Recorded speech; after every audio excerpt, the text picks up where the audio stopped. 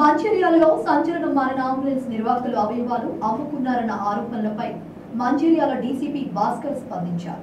శ్రీకాంత్ అవయవదానం ద్వారా 7 ప్రాణాలు దక్కాయని వెల్లడించారు. శ్రీకాంత్ కుటుంబ సభ్యులకు కామినేని ఆసుపత్రి సిబ్బంది 3 లక్షలు ఇచ్చారన్నది అవాస్తవమని అన్నారు. దీనిపై పూర్తి విచారణ చేయాల్సి ఉందని తెలిపారు. సంబంధం లేకుండా జోక్యం చేసుకుని కమిషన్ల కోసం శ్రీకాంత్ కు సరైన సమయంలో వైద్యం అందించకుండా చేసిన 5 అంబులెన్స్ నిర్వాహకులు కమిషన్లు రాలేదన్న అక్కసుతో శ్రీకాంత్ బావమర్ది రాజుకు ఫోన్ చేసి అవయవాలు అమ్ముకున్నారని అసత్య ప్రచారం చేశారన్నారు.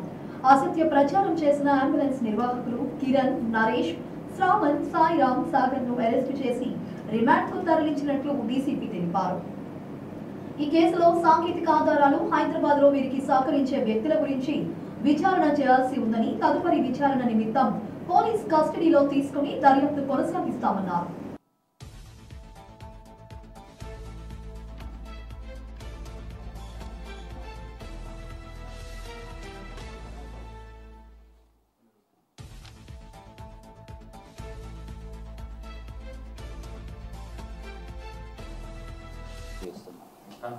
కన్ఫర్మ్ కాలేదు.